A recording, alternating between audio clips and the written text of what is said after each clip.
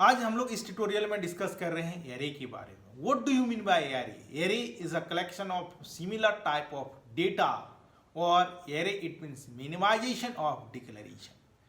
जहां पर हम लोग एक समान जाति के डेटा को लेने का काम करते हैं और डिक्लेरेशन को मिनिमाइज करने का काम करते हैं, उसी जगह पर हम लोग एरे का यूज करते हैं। फॉर एग्जाम्पल बच्चों, मान लो अगर हम लोग को 10 वैल्यू लेना है तो कितने वेरिएबल की जरूरत होगी? 10। अगर 50 लेना है तो 50 वेरिएबल की जरूरत है। अगर 100 वैल्यू लेना है तो 100 वेरिएबल की जरूरत होगी। 500 लेना है तो 500 वेरिएबल की जरूरत होगी। अगर 5000 वैल्यू लेना है तो 5000 वेरिएबल की जरूरत होगी। क्या 5000 वेरिएबल को डिक्लेयर करना क्या संभव है? ये इम्पॉसिबल टाइप का काम लगता है।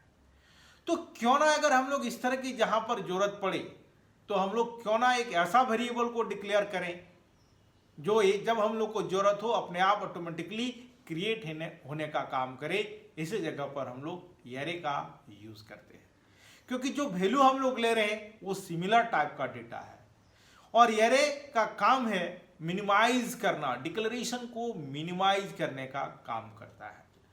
बच्चों, जब हम लोग एरे पढ़ते हैं तो कुछ बातों को हमेशा ध्यान रखते हैं कि एरे एलिमेंट का फर्स्ट पोजीशन बाय डिफॉल्ट 0 होता है और लास्ट पोजीशन साइज -1 होता है। बाय डिफॉल्ट की मैं बात कर रहा हूं। तो चलो हम लोग देखते हैं जावा प्रोग्रामिंग लैंग्वेज में कि एरे को कैसे हम लोग डिक्लेयर करने का काम करते हैं और एरे को कैसे हम लोग इनिशियलाइज करने का काम करते हैं। यानी एक वेरिएबल पर हम लोग मल्टीपल वैल्यू को कैसे होल्ड करने का काम करते हैं और फिर हम लोग उसको डिस्प्ले कैसे करने का काम करते हैं। बच्चों, जब भी हम लोग एरे को पढ़ेंगे तो उसके साथ लूप के बिना एरे वर्क नहीं करता, वो नॉर्मल वेरिएबल की तरह बिहेव करता है। इसीलिए जब भी हम लोग लूप लेंगे उसके साथ हमारा एरे वर्क करेगा ही करेगा, तभी जाके होगा, अदरवाइज हम लोग उसको प्रिंट कर पाना संभव आसानी से नहीं होगा। तो चलो हम लोग देखते हैं कि एरे कैसे काम करता है और उसके मैकेनिज्म को हम लोग समझने की कोशिश करते हैं। उसको हम लोग डिक्लेयर कैसे काम करते हैं, इनिशियलाइज कैसे करने का काम करते हैं और उसको प्रिंट करने का काम हम लोग कैसे करते हैं, इसको हम लोग समझते हैं। तो चलो बच्चों, हम लोग देखते हैं। नोटपैड पर हम लोग प्रोग्राम को लिखने का काम करते हैं। तो चलो सबसे पहले हम लोग क्लास ABC24 या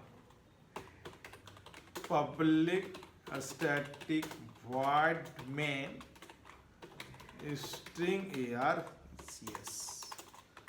अब चलो हम लोग यहाँ पर लेते हैं, सेव कर लेते हैं इसको ABC24.java के नाम से। इंट, अब हम लोग सबसे पहले i ले लेते हैं जो लूप चलाएंगे और एरे इक्वल टू, अब यहाँ पर जो हम लोग एलिमेंट इनिशियलाइज करने का काम कर रहे हैं, कोई भी रेंडमली हम लोग नंबर लेंगे, उससे कोई फर्क नहीं पड़ता है। अब जो बच्चों ये जो नंबर है जो फर्स्ट पोजीशन एरे का होता है, ये बाय डिफॉल्ट हम लोग 0 से काउंटिंग करते हैं। 1 2 3 4 5 6 7 8 9 हो गया। चलो 9 ही लेते हैं, 10 एलिमेंट हो गया। तो जैसे कि हमने बताया array element first position by default 0 होता है और लास्ट पोजीशन साइज -1। तो क्या है लास्ट पोजीशन 9, तो इसका साइज क्या हो गया एरे का? 10 हो गया। तो चलो बच्चों हम लोग अब यहाँ पर इसको प्रिंट करने का काम करते हैं। system.out.println array element.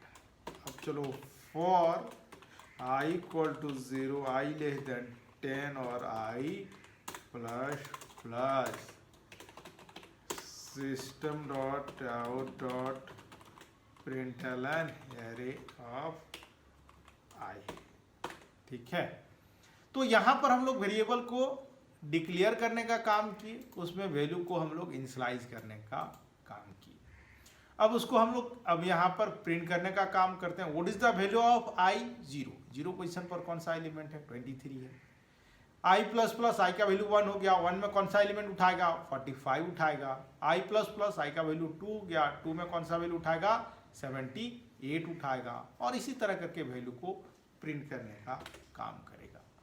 तो चलो हम लोग देखते हैं बच्चों कैसे काम करता है, उसको हम लोग समझते हैं। ABC 24.java जावा ABC 24। तो ये देखो एलिमेंट को ये प्रिंट करने का काम कर लिया। अब ये पूछो कि सर यहाँ पर पोजीशनिंग आप दिखा सकते हैं? बिल्कुल दिखा सकते हैं। तो चलो हम लोग यहाँ पर देखते हैं एरे। अब एरे के ARR की जगह पर हम लोग कुछ भी नाम रख सकते हैं, एज योर विश, हम लोग कुछ भी नाम रखेंगे। अब यहाँ पर अब चलो प्लस, अब इसको रिकम्पाइल करना होगा क्योंकि मॉडिफिकेशन किए हैं। तो अब चलो यहाँ पर, तो एरे 0 में 23 है, एरे 1 में 45, 78 एंड सो 1। तो इस तरह करके हम लोग ने देखा कि एरे एलिमेंट को कैसे हम लोग ने लिया, कैसे डिक्लेयर करने का काम किया और कैसे इनिशियलाइज करने का। अब ये पूछो कि सर यहाँ पर साइज डाल दीजिए आप। चलो हमने 10 डाल दिया, तो अब क्या होगा, चलो हम लोग देखते हैं। तो इतना 26 एरर दिया। तो बच्चों जब हम लोग जावा प्रोग्रामिंग लैंग्वेज में जब एरे को हम लोग डायरेक्टली डिक्लेयर और इनिशियलाइज करने का काम करेंगे, तब हम लोग साइज यहाँ पर नहीं डालेंगे। अगर ऐसा करोगे प्रोग्राम कंपाइल टाइम एरर देगा। तो इसीलिए हम लोग यहाँ पर कोई साइज हम लोग नहीं डालने का काम करेंगे। सिंपली यहाँ पर हम लोग ने लिया और उसको प्रिंट करने का काम कर लिया।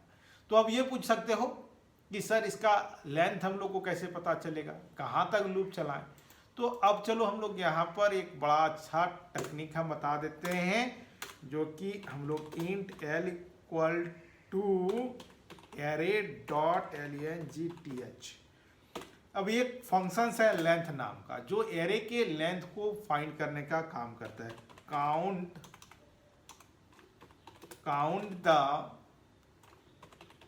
Length of array. अब ये पूछो कि सर फंक्शंस आप कह रहे हैं लेंथ को, तो ये पैरेंथेसिस नहीं देते हैं, तो ये एक्सेप्शन है जावा में। यानी एक फंक्शन ऐसा है जिसमें कोई पैरेंथेसिस यानी ब्रैकेट की जरूरत नहीं होता है, वो है लेंथ फंक्शंस। वो एरे के साथ केवल, बाकी चीज़ों का लेंथ नहीं होगा।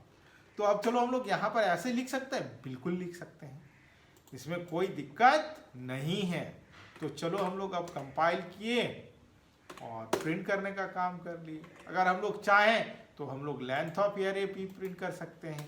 तो चलो यहाँ पर हम लोग प्रिंट कर लो, system.out.println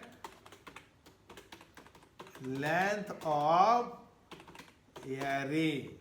अब यहाँ पर प्लस l। तो चलो हम लोग अब यहाँ पर देखते हैं। तो length of array equal to 10 लिया और एरे एलिमेंट की हम लोग ने देखा कि कैसे प्रिंट करने का काम किया। तो ये हम लोग ने देखा बच्चों कि लेंथ हम लोग कैसे काउंट करने का काम करते हैं, एरे को कैसे डिक्लेयर करने का काम करते हैं, एरे को कैसे इनिशियलाइज करने का काम करते हैं, एरे को कैसे प्रिंट कराते हैं, एरे के पोजीशनिंग को कैसे हम लोग देखने का काम करते हैं। ये सारे हम लोग इस प्रोग्राम में डिस्कस किए। और अधिक जानकारी के लिए हमारे चैनल को सब्सक्राइब करो, लाइक करो, कमेंट बॉक्स पर कमेंट करना